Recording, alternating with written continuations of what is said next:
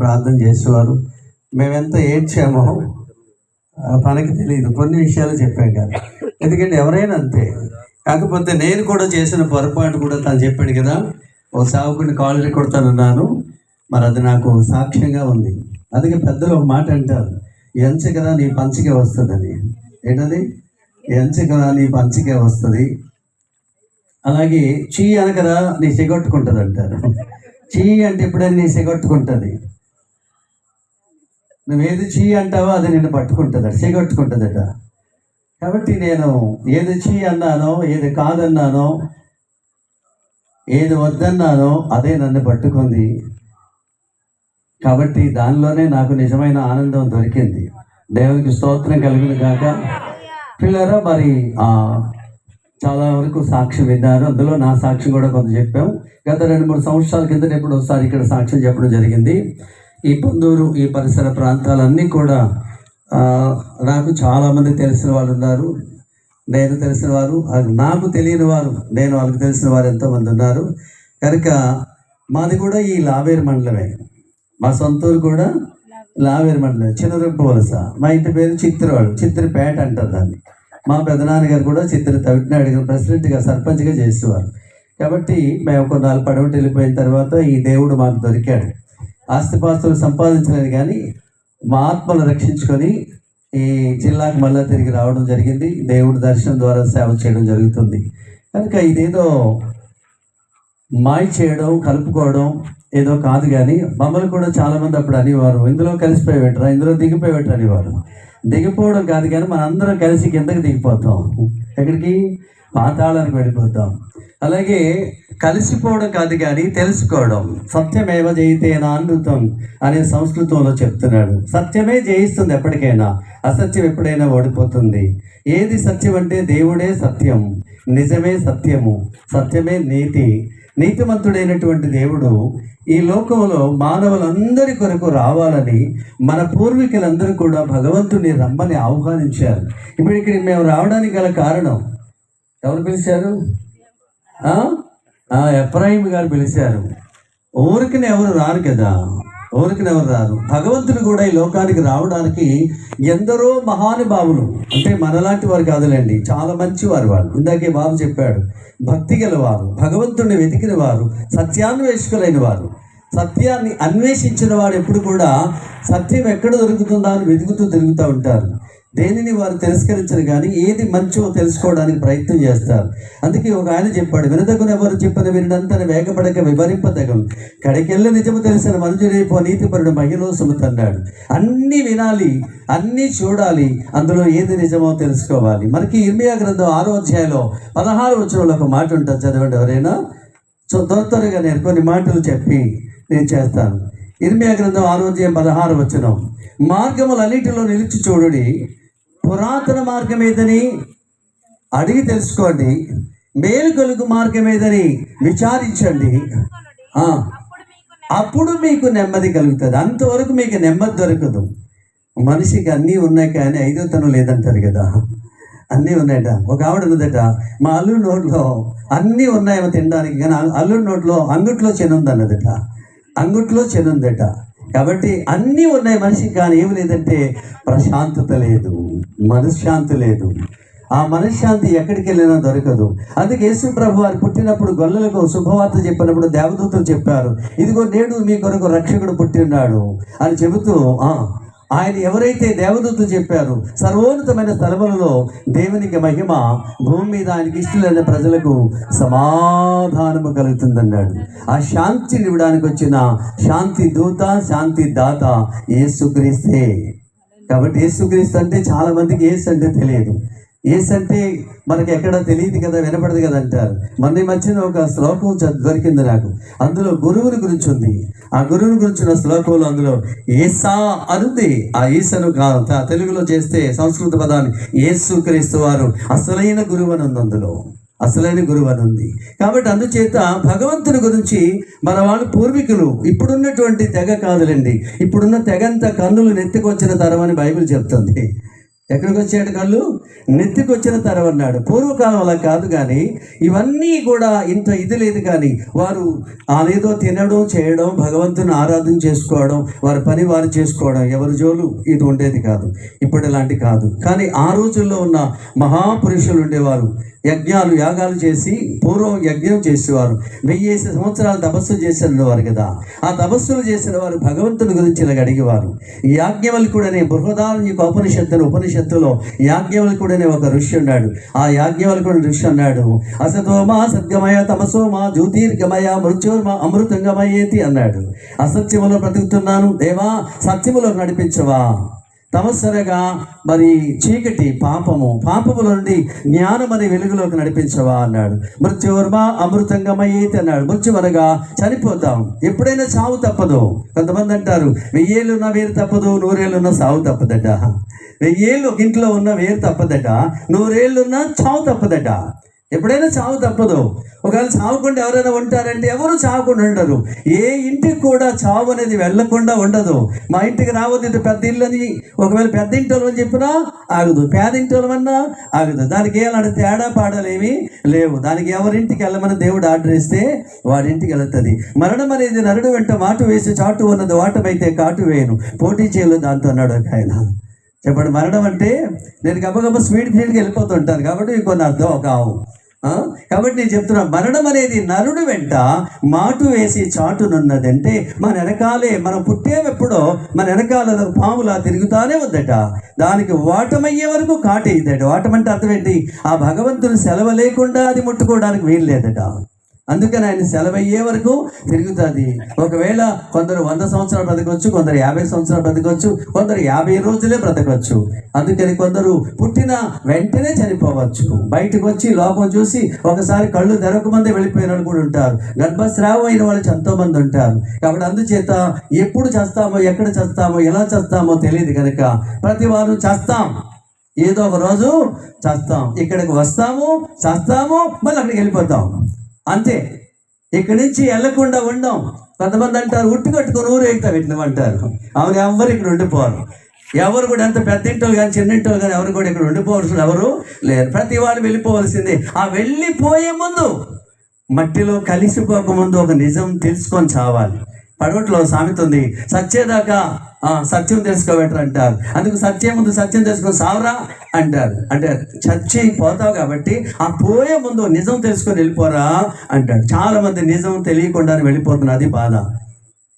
కాబట్టి భగవంతుడిని లోకానికి రావాలని, మృత్యు అంటే చనిపోయిన తర్వాత మరొక లోకం ఉందని, 2 లోకాలు మన కొరకు కాసుకొని ఉన్నాయని భక్తులందరూ కూడా వారు ఆలోచించి మన గ్రంథాల్లో రాసి వెళ్ళారు. మనం నరకం అంటాం, హిందూ గ్రంథాల్లో యమలోకం అంటారు. మనం స్వర్గం, ఇక్కడ స్వర్గం అంటారు, మనం పరలోకం అంటాం. అదే తేడా. 2 లోకాలు మాత్రం ఉన్నాయి. అందుకే ఒక ఆయన అన్నాడు, నరక స్వర్గం అని 2 నరుల కొరకై కాసి ఉండు, ఏది కావాలో కోరుకుని ఆసక్తి చేయక సిద్ధపడమన్నాడు. కోటాభియుడు అంటే వాటాకు లేకపోతే 2వ నెలలో 2 వాటాలు తీసుకోవచ్చు, కానీ రెండింటిలో ఏదో దానికి సిద్ధపడాలి. నువ్వు నరకానికైనా సిద్ధపడాలి, స్వర్గానికైనా సిద్ధపడాలి. లేదంటే అదేం లేదు, అక్కడికి వెళ్ళిన తర్వాత చూసుకుంటానంటే అక్కడ చూసుకోవడం వేసుకోవడం మరేటి ఉండదు. మన ఎమ్మెల్యే గారు, ఎంపీ గారు ఎవరు అక్కడ రారు. ఒకవేళ దేవుని తెలుసుకోకుండా, సత్యం తెలుసుకోకుండా, దేవుని చిత్తము ఎరగకుండా నువ్వు చనిపోతే, ఇది గాలి ఇచ్చినవాడు, నీరిచ్చినవాడు, నీ కోసం అన్నీ ఇచ్చినవాడు, చివరికి తన ప్రాణాన్ని సహా నీ కొరకు ఇచ్చినవాడు రేపు లెక్క అడుగుతాడు. వెళ్ళిన తర్వాత ఎవడరా నన్ను అడిగినోడు అంటాడు ఒక ఆవిడ ఈదులో నిలబడి. ఈదులో నేనే పెద్ద ఇంటిదాన్ని కాబట్టి ఎవడు నా ముందు నిలబడి తగు చెప్తాడు అంటారు. అవును, ఇక్కడ ఎవరు చెప్పరు. నీ నోటికి జడిసిపోయి నీ మూర్ఖత్వాన్ని జడిసి రానేమో కానీ రేపు అక్కడ అడుగుతాడు. ఏమని చెప్పాడు? జీవులు 84 లక్షల చావు పుట్టుకలు ఇక్కడ, ఎవరు చేసిన పాపపుణ్యం అనుభవించేది అక్కడ అన్నాడు. దానికి మరొక మాట కలిపి నేను చెప్పాను, జీవులు 84 లక్షల చావు పుట్టుకలు ఇక్కడ, నీ సంగతి నా సంగతి తిరిగిన సత్యదేవుడు సాగదీసేది అక్కడ, లెక్కడికి డొక్కజించేస్తాడు అక్కడ. జాగ్రత్త, ఎక్కడికి వెళ్ళినా నువ్వు తప్పించుకోలేవు. చచ్చిన తర్వాత వెళ్ళవలసింది. అక్కడికి వెళ్ళిన తర్వాత 2 లోకాలు ఉంటాయి. ఆ తీర్పులో మాత్రం నిలబడాలి ప్రతి వారు కూడా. ప్రభు యొక్క ధవళ సింహాసనం తీర్పులో భూమి పుట్టిన మొదలుకొని సచ్చిన వాళ్ళందరినీ లేపుతాడు. అలాగే మధ్యలో ఆయన ఎత్తబడినప్పుడు వెళ్ళిన సంఘం కూడా వాళ్ళందరూ నిలబడతారు. అందరూ నిలబెట్టి ఆయన తీర్పు తీర్చినప్పుడు ఆయన దగ్గర గ్రంథాలు ఉంటాయి. గ్రంథాల్లో మన బండారాలన్నీ ఉంటాయి. అందులో గ్రంథాలలో వారి బండారాలు బట్టబయలవుతాయి అన్నాడు. వేరొక గ్రంథం ఉంటుంది, దాని పేరు జీవగ్రంథం. జీవగ్రంథంలో ఎవరి పేరు రాయబడలేదో వాడు అగ్నిగుండంలో పడతాడన్నాడు. అగ్నిగుండమా? ఒక ఆవిడ చుట్టూ కాలుస్తుంటే సువార్ చెప్పాడట ఒక ఆయన వచ్చి, అట్లా అమ్మ నరకానికి వెళ్ళిపోతా అంటే, నరకం వెళ్ళిపోయి ఆయన అక్కడ గుంటూరులో ఏసీలో ఉన్నట్టు ఉంటుందట కదా అన్నదట. గుంటూరులో ఏసీలు ఉంటాయి, మెరుగాలు ఏసీలు ఉంటాయి, అందులో ఆ ఏసీలో ఉన్నట్టు ఉంటుంది అనుకుందట. అగ్నిగుండం అంటే ఆవిడకి అలాగుంది. ఇక్కడ ఎండలోనే కాసేపు ఉండలేదు, అగ్నిగుండంలో ఉంటుందా? అగ్ని ఎలాంటిదో తెలుసా? అగ్ని ఆరుదు, పురుగు సావుదు, మాడుచుందు, వంద మలమల ఎంత చూచిన ఎవరు రారు, బంధువులు నిన్ను అందుకోరు, మేలుకోవే జీవమా. ఇవాళ ఈ మతం ఆ మతం అందులో ఇందులో దిగవద్దు కలవద్దు అంటారు, కానీ రేపు చచ్చిన తర్వాత నరకానికి వెళ్ళిపోతే అందులోంచి ఎవడు పిలకట్టుకుని ఎక్కలాగలేడు. మన ఊరు ప్రెసిడెంట్ ఎక్కలాగడు, మన ఎమ్మెల్యే ఎక్కలాగడు, మన ఎంపీ ఎక్కలాగడు. ఎవరి కర్మ వాళ్ళదే, ఎవరి జీవితం వాళ్ళదే. అందుకని ఎవ్వరూ మనం లాగలేరు. ఎక్కడైతే ఆ కులం ఈ కులం అందులో ఇందులో దిగొద్దు అంటారు, కానీ అక్కడికి వెళ్ళిన తర్వాత నిన్ను ఎవడో లాగడన్నాడు. పైన పరలోకం ఉంది, ఆకలి దప్పిక లేని రాజ్యం, ప్రభుతో కూడా ఉంటాం. అది యుగయుగాలుండే స్థలం. అది ఇది 3 రోజులు ముచ్చట అన్నాడు ఒక ఆయన. 3 నాళ్ళు ముచ్చటికి మురిసావు తరిసావు ముందుగది కానవే చిలుక, పచ్చాన్ని చేరిన భ్రమ చెందుతున్నావు, ఈ లోకాన్ని చూసి మత్తు చెల్లున్నారు. పాపం అనే మత్తులో పడేశాను నేను. అసలు మతం అనేది మత్తు మందు, మతోన్మత, మత నుండి పుట్టింది మతం అన్నాడు. 10 మంది కూడి పెట్టిన సిద్ధాంతానికి మతం అంటాం. కొంతమంది ఎవరి మాట వినరు, ఆడిదొక మతం అంటారు. కొంతమంది అభిమతం అంటారు, కొందరు మతం అంటారు. ఏది ఏమైనా మతాలు ఎన్ని ఉన్నా మతాలు ఎక్కడికి పరలోకాన్ని చేర్చవు. మనిషిలో మార్పు మాత్రమే మనిషిని పరలోకానికి చేరుస్తుంది. అందుకని పరలోకానికి తీసుకెళ్ళడానికి పరలోకం నుండి ప్రభు రావాలని మన వాళ్ళు కోరుకున్నారు. దేవుడు అంటే మనం ఆరాధించే వాళ్ళందరూ కాదండి. దేవుడు ఎంత గొప్పవాడంటే ఈ లైట్ వెలుగు చూడలేకపోతున్నాం మనం. నా ఎదురుగుంటగా లైట్ పెట్టారు, సూర్యుని మెట్ట మధ్యాహ్నం మనం చూడలేము. దేవుడు అనే మాటకి మన హిందూ గ్రంథాల్లో 1,000,000 సూర్యులు తేజస్సు గలవాడు అన్నారు. ఎన్ని సూర్యులట? 1,000,000 సూర్యులు తేజస్సు గలవాడు. అందుకే తిమోతి రాసిన పత్రికలో 6వ అధ్యాయం 16వ వచనం అంటాడు, సమీపింపరాని తేజస్సులో అమరత్వం గలవాడే. అమరత్వం అంటే అమృతత్వం, అమృతత్వం అంటే చావు లేనివాడు. ఆయనకి స్వయంభవుడు అంటారు. అందుకే ఆయన ఎవరి ద్వారాగా వచ్చిన వాడు కాడు, ఎవరో ఆయన్ని నిలబెట్టిన వాళ్ళు కారు. కాబట్టి ఆయనే ఈ లోకాన్ని, సమస్తాన్ని, ఇలాంటి లోకాలు మన వాళ్ళు పూర్వీకులు చెప్తారు 14 భువనములు అంటారు. అంటే 14 లోకాలు ఉన్నాయని చెప్తారు. అర్థమవుతుంది కదా? 14 లోకాలు ఉన్నాయంటారు. మరి ఎన్ని లోకాలు ఉన్నాయో మనకు తెలియదు, కానీ మనకు తెలిసిన సూర్యమండలం, వాయుమండలం, సూర్యమండలం, శుక్రమండలం, చంద్రమండలం, ఇంకే రకరకాల మండలాలు ఉన్నాయి. ఆ మండలాలు మరి ఎన్టీ రామారావు మండలాలు పెట్టకముందే మనకు మండలాలు ఉన్నాయి ఇందులో బైబిల్లో. అర్థమైంది కదా? ఎన్టీ రామారావు పరిపాలనలో మండలాలు వచ్చాయి. అంతకుముందు తాలూకులు. ఇంతకుముందు ఎవరైనా అడిగితే అవునైనా నువ్వు ఎవరి తాలూకా అనేవారు. అప్పుడు సీపురపల్లి తాలూకా అని చెప్పాల్సి వచ్చింది. అదేంటి ఇప్పుడు తాలూకులు లేవు, మండలాలు. కాబట్టి మండలాలు ఎవరూ పెట్టకముందు ఇందులో మండలాలు ఉన్నాయి. ఈ వాయుమండలం, శూన్యమండలం, భూమండలం, అలాగే శుక్రమండలం, చంద్రమండలం, సూర్యమండలం, ఇలాంటి మండలాలు ఉన్నాయి. ఈ మండలాలన్నీ దాటి పరలోకం ఉంది. ఆ పరలోకంలో ఉన్న ఆ దేవాది దేవుడు ఆయన ఎలాంటి వాడంటే వెలుగై ఉన్నవాడు. అందుకే సంస్కృతంలో దేవునికి ఒక నిర్వచనం ఉంది, దివ్యతి ఇది దేవః అన్నాడు. అంటే దివ్యతి ఇతిహ దేవ, దేవ అంటే దేవుడై ఉన్నాడు. దివ్యతి అనగా ప్రకాశించుచున్నవాడు, ప్రభావం గలవాడు. ఆయన సమీపింపరాని తేజస్సులో ఉన్నవాడు బైబిల్ చెప్తుంది. అలాంటి వెలుగై ఉన్న దేవుడు ఈ ప్రపంచాన్ని రక్షించడానికి ఆ వెలుగుగా వస్తే మనం ఎవరం బ్రతకం. అందుకే ఆ దేవుడు ఒక నరావతారిగా రావాలని మన వాళ్ళు గ్రంథాల్లో రాశారు.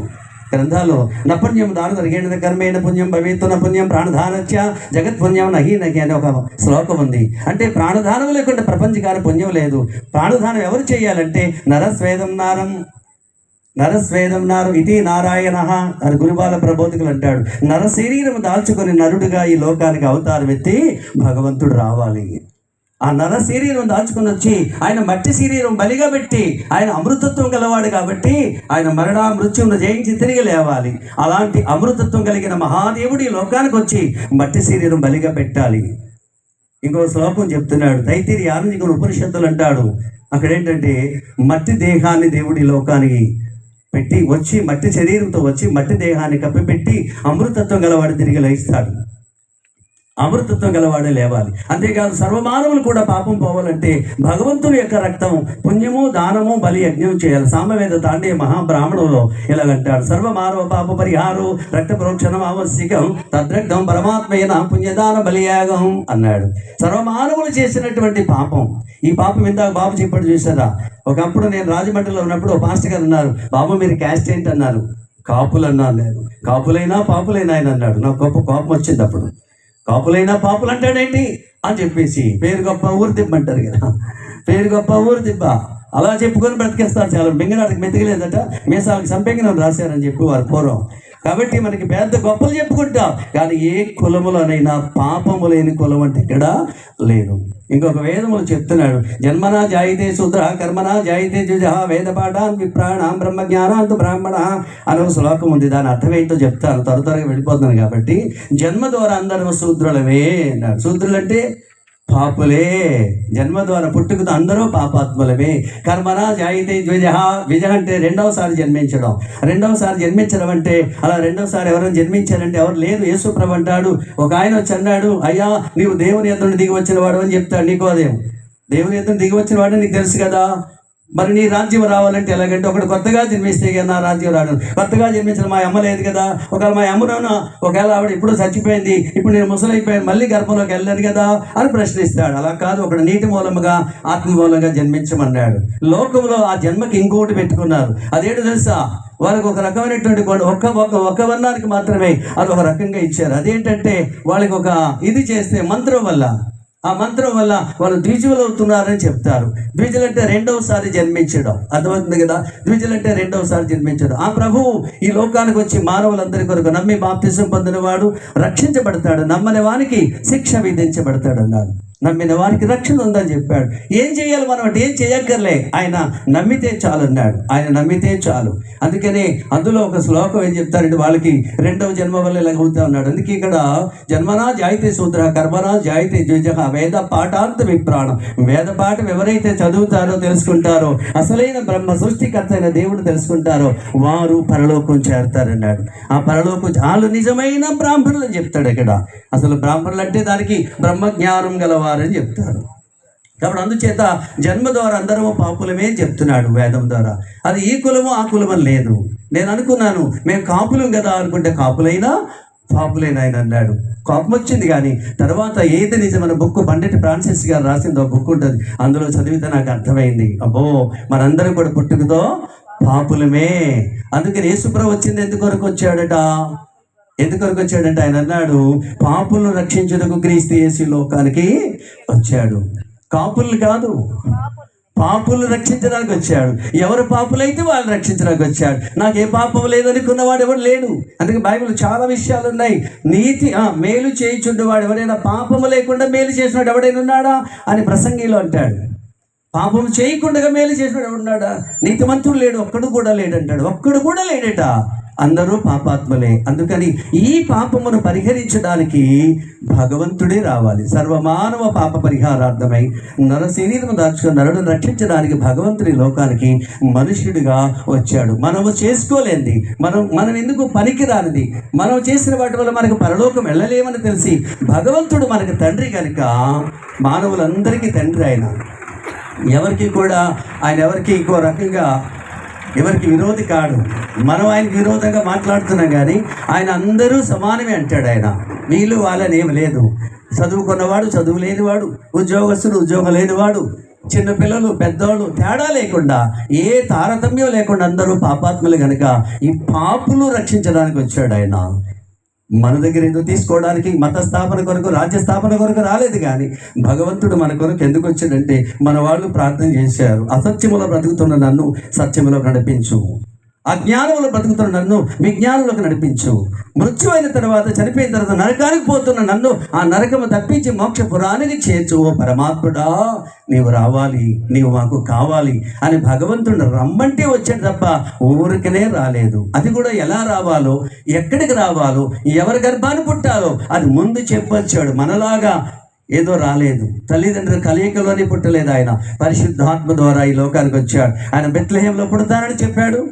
అలాగే ఒక కన్యక గర్భంలో పుడతాడు. కన్యక గర్భతోందని మన హైందవ గ్రంథాల్లో కూడా ఉంది. స్వరవస్తు సూర్యనారాయణ గారని చెన్నైచూరు మనవడు, ఆయన ఎప్పుడో కావ్యాలు రాసిపడట. 11వ తరగతిలో ఏదో అప్పుడు తెలుగు వాచకంలో కావ్యాలు రాసేవాడట వాళ్ళ తాతగారు. అలాంటి ఆయన మనవడు ఈరోజు హైదరాబాద్లో ఇక్కడ సేవ చేస్తున్నాడు. ఆయన ఒక మంచి పండితుడు. ఆయన 7.5 సంవత్సరాల వేద విద్య నేర్చుకున్నవాడు. అలాగే ఇలాంటి మీటింగ్ ఒకటి అవుతుంటే అక్కడికి వెళ్ళి ఆ మీటింగ్ ఆలకించాడట. పశువుల సాల్లో పరమాత్ముడు పుట్టాడని పాట పాడుతుంటే, ఏంటి ఆ పరమాత్ముడు, మాకు వేదములు కూడా సామవేద తాండీ బ్రాహ్మణులు కూడా ఇలాంటిది ఉంది కదా, మరి పరమాత్ముడు ఈయన ఒకడేనా అని చెప్పి, ఆయన ఈ అంటరాని వాళ్ళ దేవుడు కదా అని అనుకున్నాడట. అనుకుని ఎందుకైనా మంచిదని ఆ మీటింగ్ దగ్గర కాసేపు ఆలకించడానికి వెళ్తే ఆయన రుచి దర్శనం ఒక బుక్ రాశాడు. కాబట్టి అందులో ఆయన అనుకున్నాడట. దగ్గరికి వెళ్ళి వింటుంటే, విన్న తర్వాత ఆయనకి చిన్న సగం గుండి, చిన్న పిల్లక, ఈ బట్ట కావచ్చు, ఇవన్నీ చూసి ఆ పాస్టర్ గారి దృష్టి ఈయన మీద పడింది, ఈయన దృష్టి ఆయన మీద పడింది. కాసేపు ఉన్న తర్వాత మీటింగ్ అయిపోయిన తర్వాత ఆ పాస్టర్ గారు కొత్త నిబంధన ఇచ్చారు. ఆ వాక్యాన్ని తీసుకెళ్ళి, మీరు చదవండి, మీరు పెద్దవాళ్ళు కదా, మీరు చదవండి, మీకు అన్నీ తెలుసు కదా అని చెప్పేసి అంటే, 7.5 సంవత్సరాల వేద విద్య నేర్చుకుని పూరి మతపీఠంలో ప్రధాన పూజారికి చేసినటువంటి ఆయన ఇది పట్టుకెళ్ళి నెయ్యి దీపం పెట్టి 2.5 సంవత్సరాలు చదివాడు.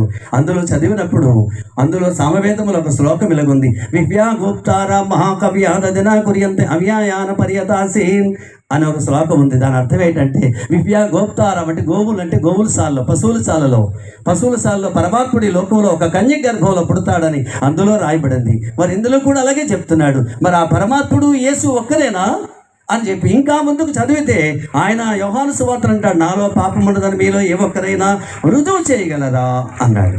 పాపము లేనివాడు దేవుడు అంటే ఎలాంటి వాడట? దేవుడు అంటే ఎలాంటి వాడు? అమ్మా వినండి, దేవుడు అంటే ఎలాంటి వాడు? పాపము లేనివాడు. పాపమున్నవాడు మరొక పాపని రక్షించలేడు. ఒక దొంగవాడు నడిపించడానికి స్టేజ్ దగ్గర వెళ్ళాడంటే పాత రికార్డు తీసి ఈయన కూడా అందులో దోసేస్తారు. పాత రికార్డు చూసి ఈయన పెద్ద దొంగ, ఆ చిన్న దొంగ నడిపించడానికి వచ్చారంటే ఈయన అందులో దోసేస్తారు. అందుకని ఏ పాపి ఒక పాపిని రక్షించలేడు. అందుకని పాపము లేనివాడి లోకానికి రావాలి, పరమాత్ముడి లోకానికి రావాలి. పరమాత్ముడు అంటే మనం అనుకున్నంత ఈజీ కాదు, మనం సేవకులు సున్నపుగా పెట్టినంత ఈజీ కాదు. దేవుడు అంటే అంత చులకన చేస్తారు. దేవుడు అంటే అంత అల్లాటప్పాయి అట్లాంటి కాదు. దేవుడు అనేవాడు చాలా గొప్పవాడు. ఒక వేదములో ఒకటి చెప్తున్నాడు, అది బంగాళపత్రం అంటాడు, ప్రజాపతి దేవి ఆత్మానం యజ్ఞం కృత్వా ప్రాయచిత్ అన్నాడు. ప్రజలను సృష్టించిన దేవుడు ఆత్మలకి తండ్రి. ఈ జీవాత్మను సృష్టించిన వాడే ఈ పరమాత్ముడే వచ్చి ఈ జీవాత్మల కొరకు యజ్ఞ పశువుగా బలవ్వాలి. ఆయన యజ్ఞం చేయాలి, ఆయనే వచ్చి యజ్ఞం చేయాలి. మనం చేసిన యజ్ఞాల వల్ల యాగాల వల్ల కాదు, కానీ భగవంతుడే మన కొరకు పుణ్యం చేయాలని చెప్తున్నాయి. తస్య ప్రజాపతి అర్థమస్తి అర్థం అమృతం అన్నాడు. అంటే ప్రజాపతి అనే దేవుడు అర్ధ శరీరం మట్టి శరీరంతో వచ్చి, అర్ధ శరీరం మహిమ శరీరంతో వచ్చి మృత్యువును జయించి తిరిగి లేవాలి. అట్టి వాడే పరమాత్ముడు అని చెప్తుంది వేదం. కాబట్టి ఆ పరమాత్ముడు అందరికీ ఒక్కడే, అందరికీ దేవుడు ఒక్కడే. దేవుడు అంటున్నాం కదా, దేవుడు అంటే పదము ఒక్కడేని అర్థం. అందుకని ఆ దేవుడు సర్వాంతరయామి, సర్వవ్యాపి, అంతటా ఉన్నవాడు. ఒక్క సూర్యుడే లోకమంతా ఎలా వెలిగిస్తున్నాడో తెలియక చాలాసార్లు నేను కూడా అనుకున్నాను, ఈ దేవుడు మీ దేవుడే అని చెప్పి కులం తక్కువ దేవుడు అని చాలా హేళన చేశాను. నేను చాలా దేవుడిని అసలు నమ్మేవాడిని కాదు. 18 సంవత్సరాలు నాస్తికుడిని. మంచి యవన కాలంలో యవనం అసలు రివ్వు మంటదట, కెవ్వు మరి కేకేస్తుందట, ఈతములకు ఎదురుతంతుందట కదా. అవన్నీ నా గుణాలు నాలో ఉండేవి. ఈరోజు చాలామంది యవనస్తులకు అలాంటివి ఉంటాయి. నా కొడుకు ఇప్పుడు సాక్షి చెప్పాడు కదా, చిన్నపాటి దాదాలా తిరిగాడు శ్రీకాకుళం జిల్లాలో. జీవన్ అన్న అని వారు అందరు కూడా, పెద్దవాళ్ళు కూడా అన్నే, చిన్నవాళ్ళు కూడా అన్నే. అన్నకు చెప్పండి అని వాడు, ఎక్కడ ఏ సమస్య పరిష్కారం అవ్వాలన్నా అన్నకు చెప్పండి అని వారు.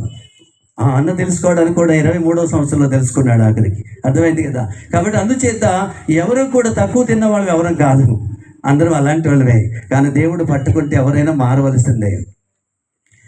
మన వాళ్ళు ఒకటి మాట అంటారు, కర్రం పట్ట గొడ్డలకి లొంగంది, కత్తికి లొంగంది, దేనికి లొంగంది.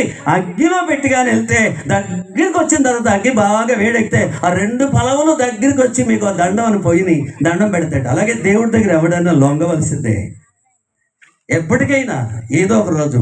ఎందుకంటే నా తాలూకా పరిస్థితి అది. కాబట్టి నేను ఎవరికి లొంగే రకం కాదు. కానీ దేవుడు లొంగ తీసుకున్నాడు.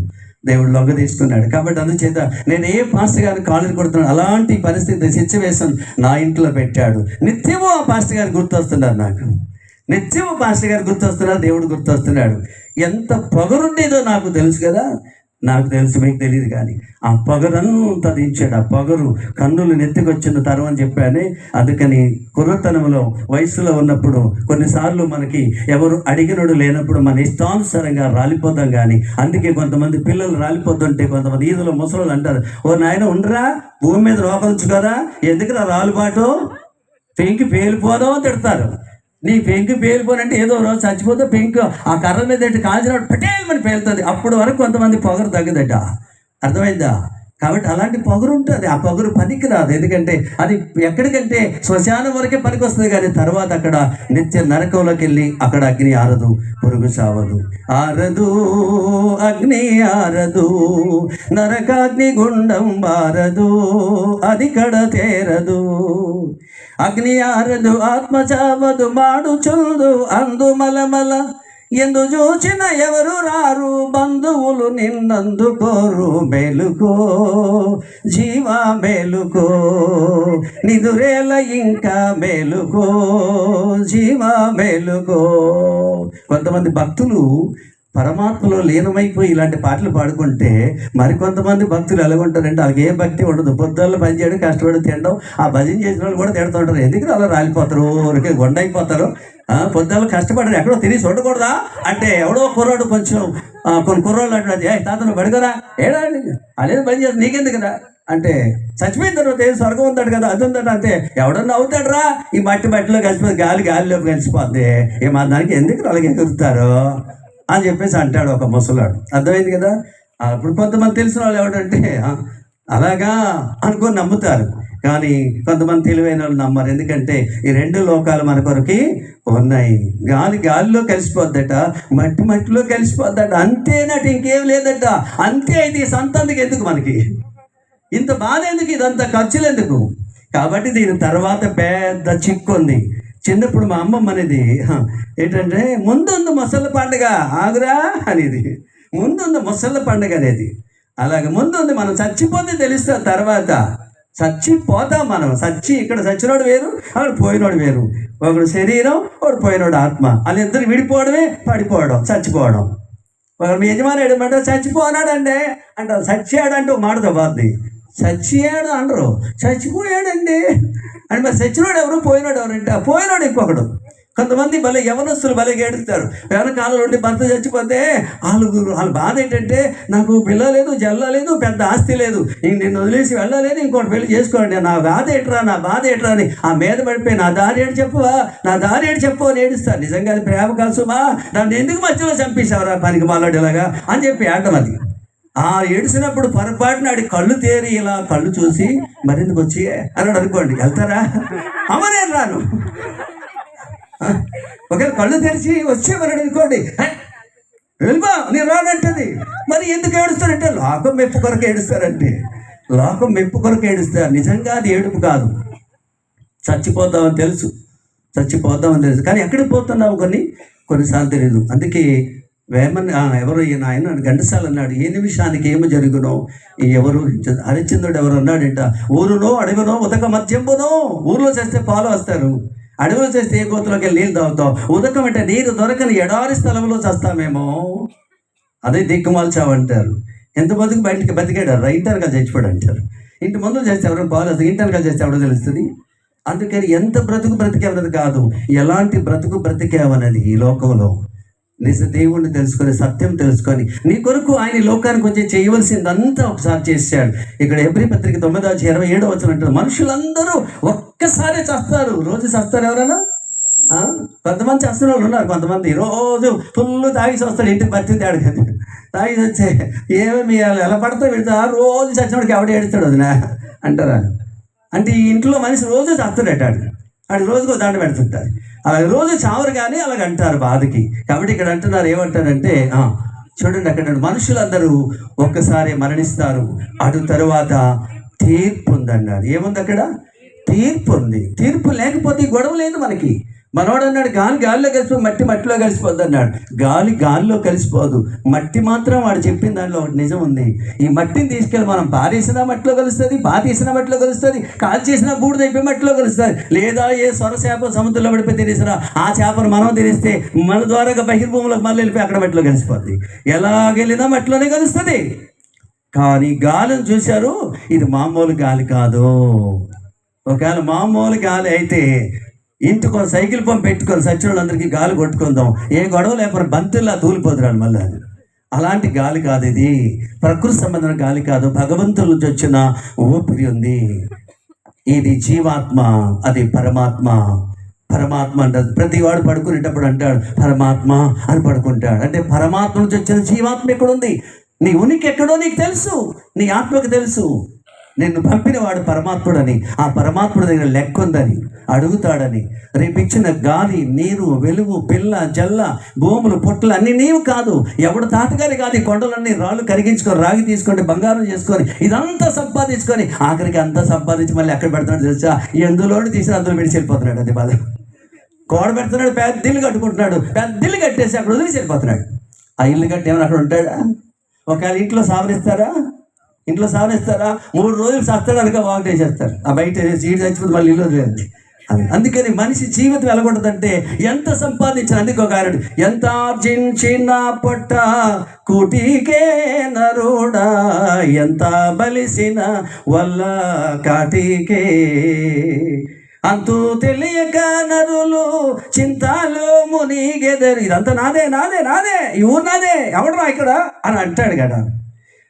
అంతూ తెలియక నరులు చింతాలు మునిగెదరు, అంతా నాదేయని సంతోషించేదరు, కొంత అయినను వెంట రాదు ఒంటరిగా తరల వలయం. ఎదకాలి ఈనుపులు కూడా రాదు. మంటి పాలే ఈ మాయఘటము, జీవితమే ఒక గాలి పటము. ఆ గాలి అలా వెళ్ళిపోద్ది. ఎగిరే గాలి పటానికైనా దారం ఆధారం కొంత నీకే ఆధారం ఉంది మరి. అందుకే నీకు నాకు ఆధారంగా ఈ లోకానికి వచ్చిన రక్షకుడు ఉన్నాడు. నువ్వెప్పుడు చనిపోయినా, ఎక్కడ చనిపోయినా నీ ఆత్మను తీసుకెళ్లి పరలోకంలో పెడతాడు. ఆ పైలోకంలో ఆయనతో పాటు ఆయన రాజ్యంలో పెట్టుకుంటాడు. ఒకవేళ లేకపోతే కింద ఒక లోకం ఉంది. నా చిన్నప్పుడు మా పెద్దనాన్న గారింటి, ప్రెసిడెంట్ గారింటికి ఒక సాధం వచ్చేది. ఆవిడ తెలియని రీతిలో 6-7 సంవత్సరాల వయసులో కొంచెం, నాకు చిన్నప్పటి నుంచి వెటకారం ఎక్కువ, చిన్నప్పటి నుంచి కొంచెం పొగరు ఎక్కువే ఒక రకంగా చెప్పాలంటే. ఆ ముసలం మీద తత్వాలు పాడది. తాదీం తగదీం తోలు బొమ్మ, దీని తమాసు చూడరా మాయి బొమ్మ అని ఇలాగా పై చూపించేది.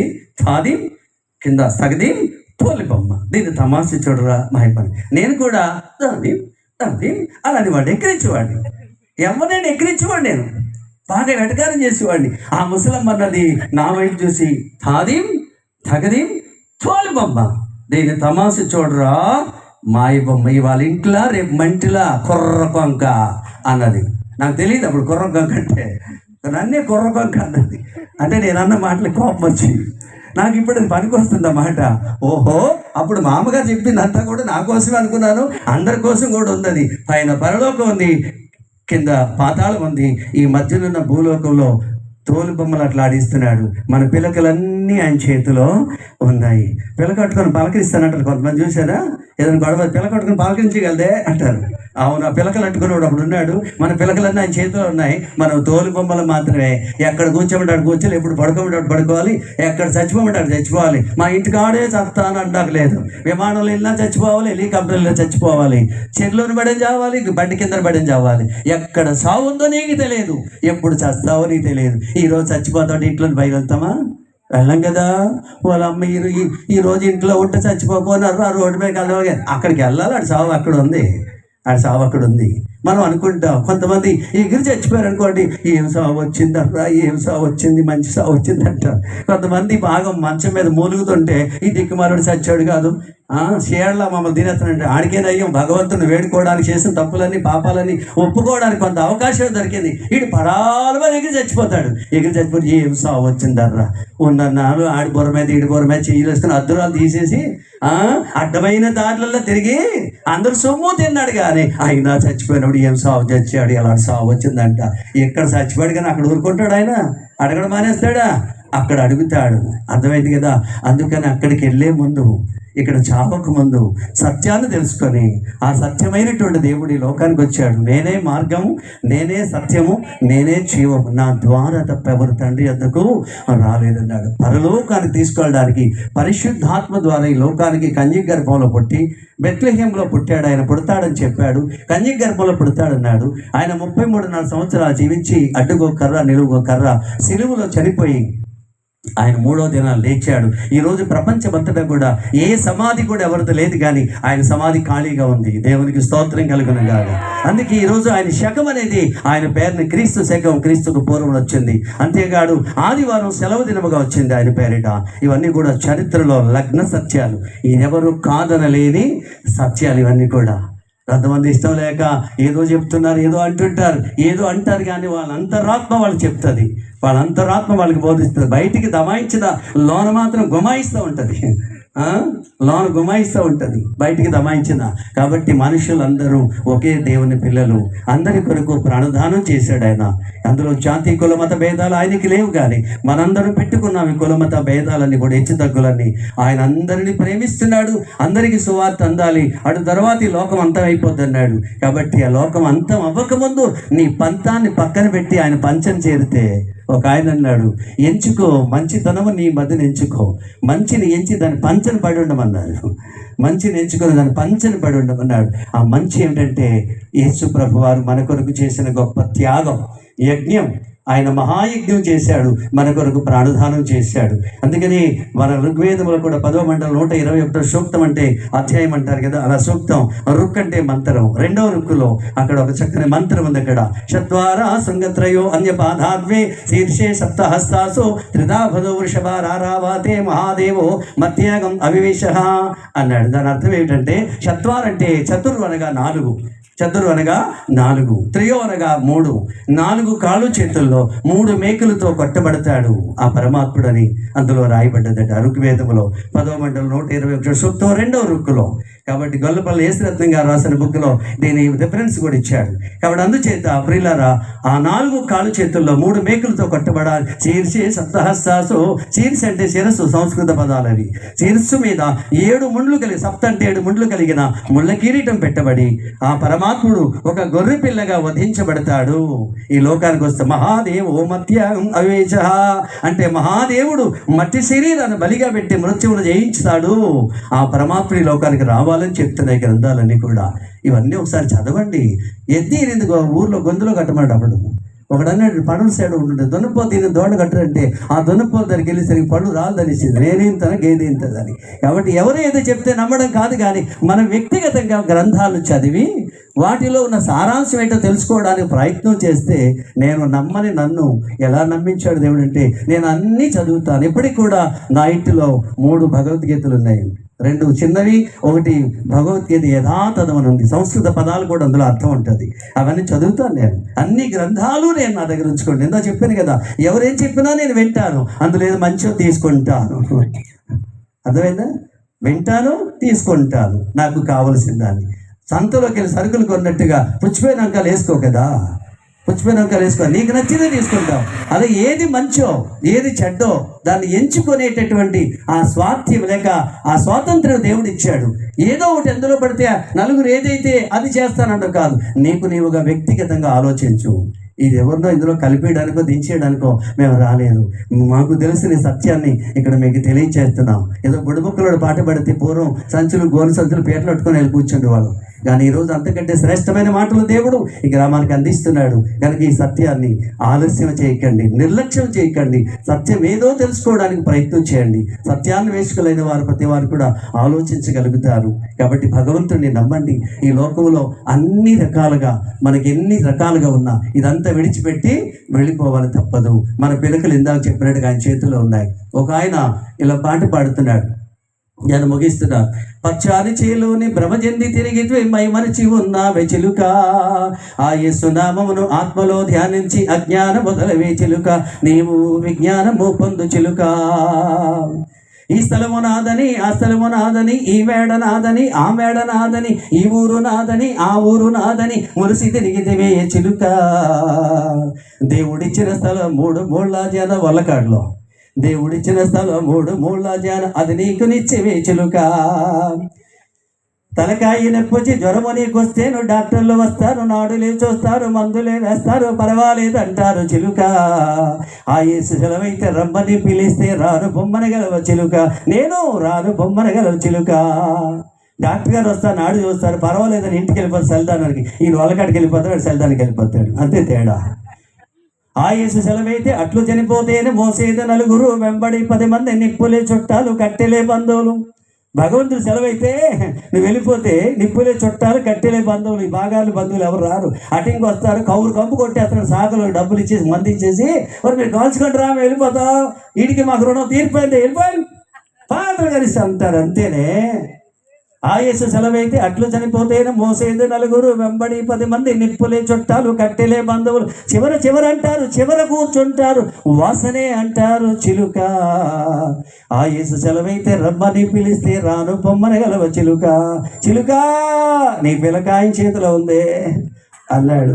మాయిలు పక్కిన ప్రాణం ఎక్కడో చిలకలో ఉందట, 7 సముద్రాలు దాటి ఎక్కడో మర్రి చెట్టు ఉంటే మర్రి చెట్టు దొర్రలో ఉందట, ఆ దొర్రలో ఉందని చెప్తారు. ఎంతవరకు నిజమో తెలియదు కానీ, ఒకవేళ అది ఉందో లేదో మనకు తెలియదు కానీ మన పిలకలు మాత్రం ఆయన చేతిలో ఉన్నాయి, మన ప్రాణాలు ఆయన చేతిలో ఉన్నాయి. ఈ రాత్రి ఒకడు తన్నేస్తాను దున్నేస్తాను, రేపు తెల్లాసరి మస్తు చేస్తానంటాడు, ఈడు తెల్లాసరి బూడిదైపోతాడు, కాల్ చేస్తారు.